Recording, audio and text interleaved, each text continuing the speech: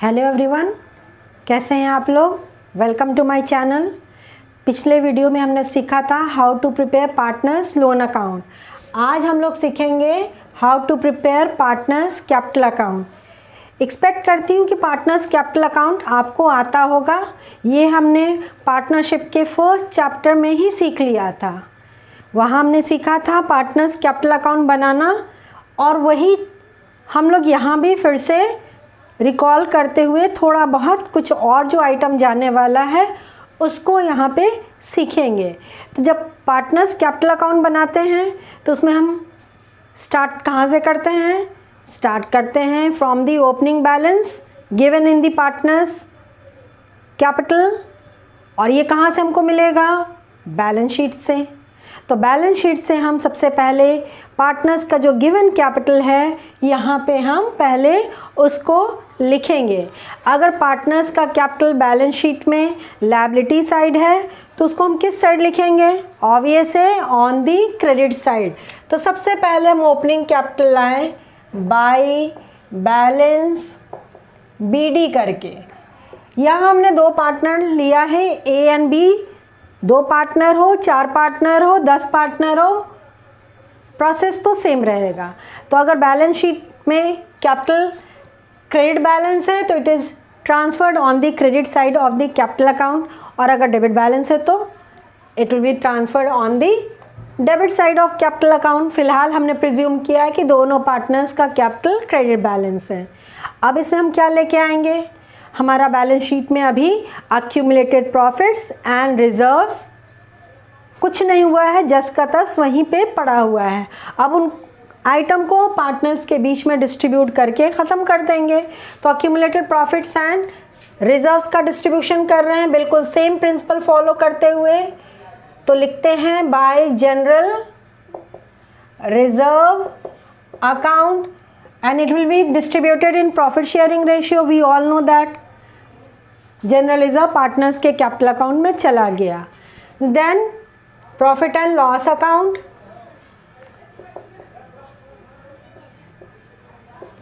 and it is a situation of profit. Profit है तो it will be recorded on the credit side, and if it is a loss then obvious है on the debit side.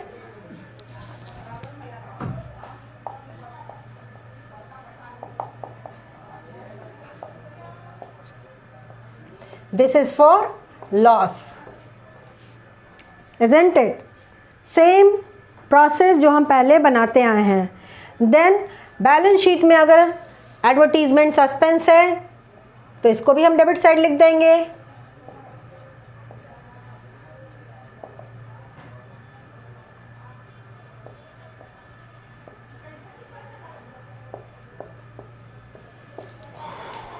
है ना बाबू लोग? तो हम लोग लिख दिए। अब बात करते हैं वर्कमैन कंपनसेशन रिजर्व। ये टॉपिक तो हमने अपना पिछले वीडियो में डिटेल में डिस्कस किया था। अगर बैलेंस कुछ बचा है वर्कमैन कंपनसेशन रिजर्व में, then it will be transferred on the credit side of partners capital account, और अगर नहीं बचा है तो नहीं जाएगा, नो प्रॉब्लम। तो वर्कमैन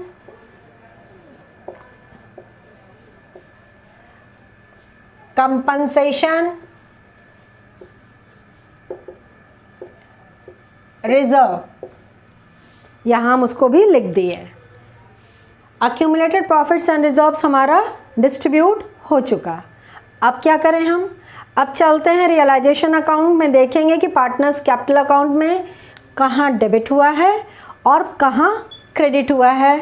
तो अगर रियलाइजेशन अकाउंट में partners capital account credit side लिखे हैं तो it will be recorded on the debit side of partners capital account, और अगर रियलाइजेशन अकाउंट में हम उसको किस साइड लिखे हैं? डेबिट साइड लिखे हैं, then it will be transferred on the credit side of partners capital account. कोई प्रॉब्लम नहीं। तो let's move by realisation account. और ये किसके लिए है? For liabilities.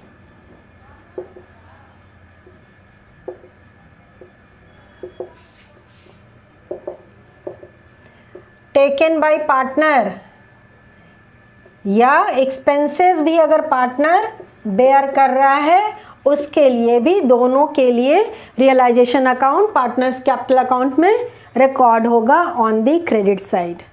ठीक है। और अगर पार्टनर कोई एसेट लेता है तो रियलाइजेशन अकाउंट में क्रेडिट साइड लिखते हैं और यहाँ पे लिख देंगे on the debit side to realisation account, and this is for assets taken over.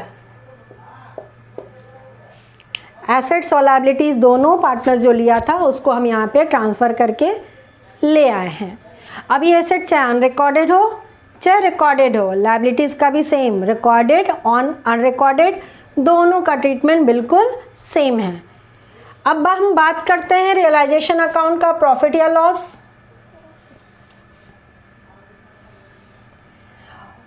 अगर प्रॉफिट हुआ होगा रियलाइजेशन अकाउंट में तो it will be transferred on the credit side,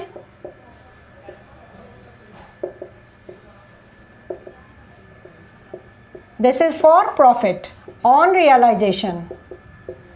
तो रियलाइजेशन अकाउंट में तो डेबिट साइड लिखे होंगे ना, तो इस अकाउंट में ऑब्वियस है क्रेडिट साइड लिखेंगे। और अगर लॉस हुआ होगा तो it will be transferred on the debit side of partners capital account.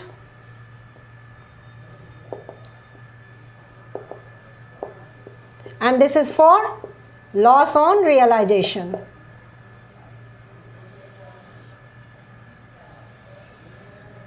Okay. Is it clear? अगर पार्टनर्स लोन का भी कुछ एडजस्टमेंट हुआ होगा अगेंस्ट कैपिटल अकाउंट, जिसको हमने पिछला वीडियो में डिटेल में डिस्कस किया था, तो वो भी यहाँ पे आ जाएगा क्रेडिट साइड। अगर डेफिशिएंसी रहा होगा पार्टनर्स कैपिटल अकाउंट में तब, ठीक है ना, वो सबसे लास्ट में एडजस्ट करते हैं। लेकिन अगर पार्टनर्स बिजनेस से लोन लिया है जो कि मेरा बैलेंस शीट में एसेट साइड शो होगा, उसको under any condition partners capital account में किस साइड ट्रांसफ़र करके लाएंगे? On the debit.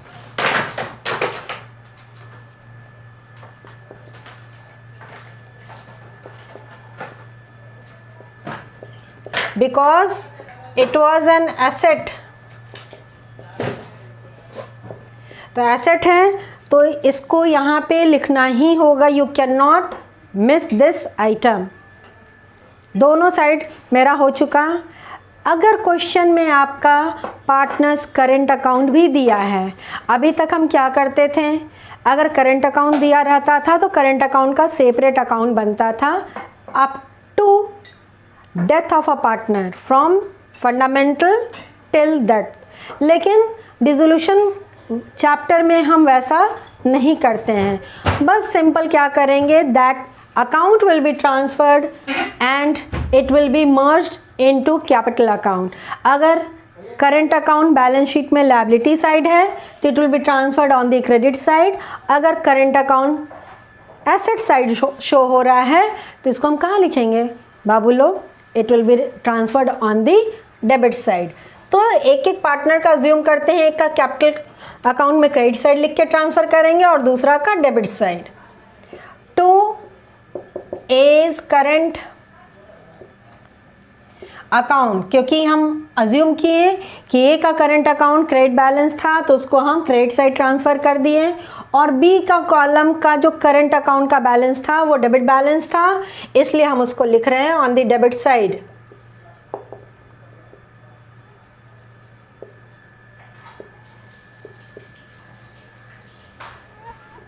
बी के कॉलम में। Hope it is clear.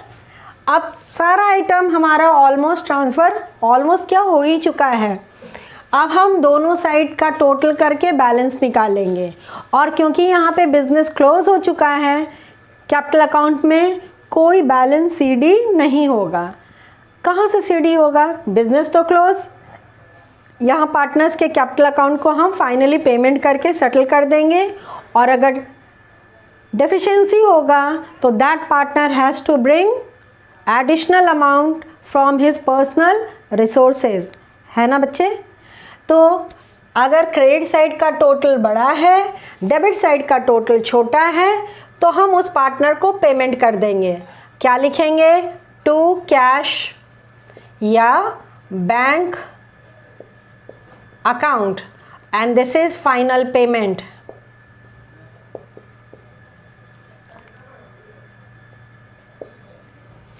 और अगर डेबिट साइड बड़ा है, क्रेडिट साइड छोटा है, तो that partner will have to bring additional cash.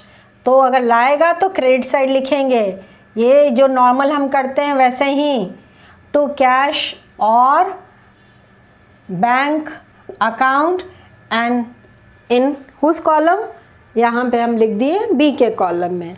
दोनों साइड का टोटल करके हम अकाउंट को ओवर कर देंगे, क्योंकि यहाँ कुछ भी बैलेंस अब नहीं बचने वाला। बिजनेस क्लोज तो अकाउंट्स भी हमारा सारा का सारा क्लोज, कोई भी बैलेंस हमारा नहीं बचेगा किसी भी अकाउंट में। Capital account is over. तो this is the process of preparing partners capital account. Hope आपको समझ में आ गया होगा। आप इसको नोट कर सकते हैं अपने नोटबुक में। अब हम चलते हैं last but not the least, that is cash और बैंक अकाउंट। वो भी आपको आता ही होगा, आपने 11th से सीखा है how to prepare cash and bank account. यहाँ थोड़ा सा हम लोग रिकॉल करते हुए आगे बढ़ जाएंगे।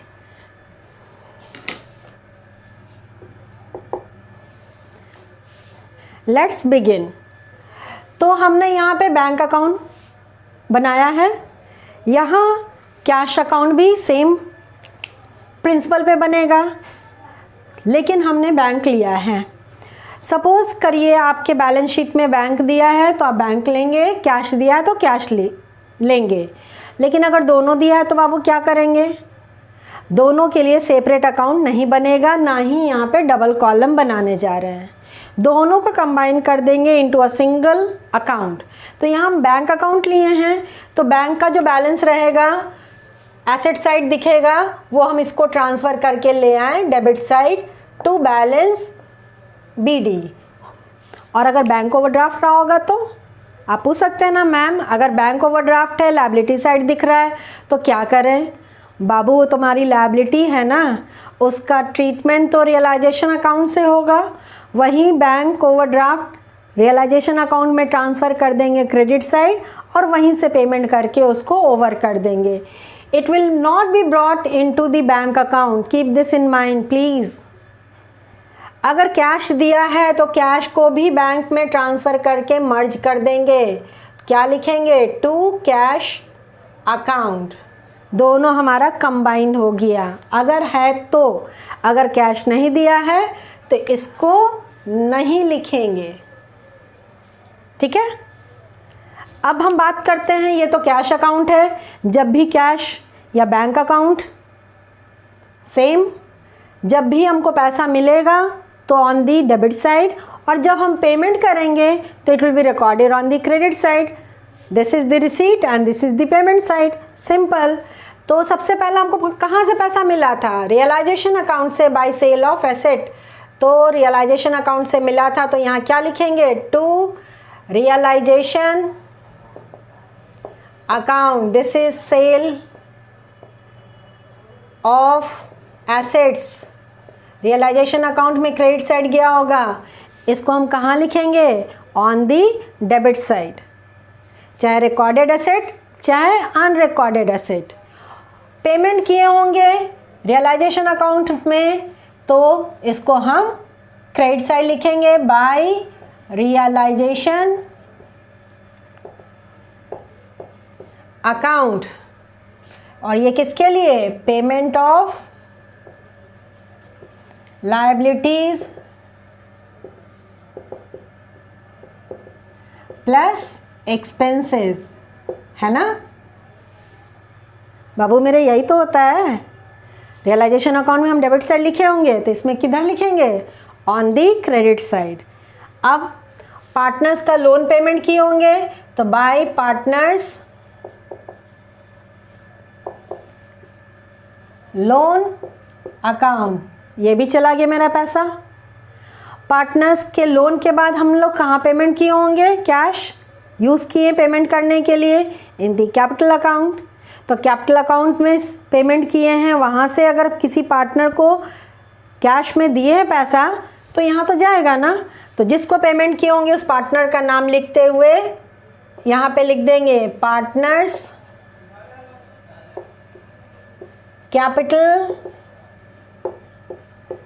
अकाउंट, हो गया। और अगर पार्टनर दिया होगा तो कैपिटल में पैसा लाया था ना कि अगर कोई पार्टनर का डेबिट साइड कैपिटल अकाउंट का बड़ा, क्रेडिट साइड छोटा, तो उस पार्टनर को लाना पड़ा होगा।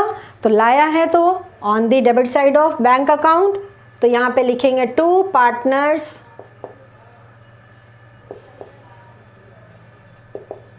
कैपिटल अकाउंट, और this is cash brought and this was cash paid.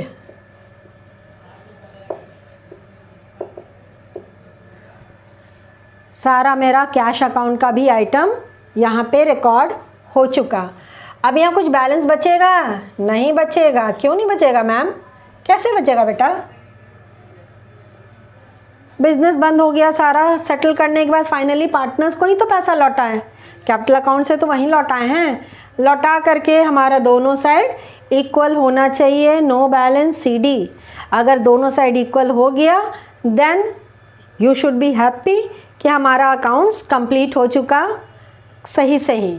लेकिन अगर कुछ कम ज़्यादा हो रहा है किसी भी साइड तो समझिए कहीं ना कहीं कोई लोचा है। अब लोचा है तो ढूंढिए उस लोचा को।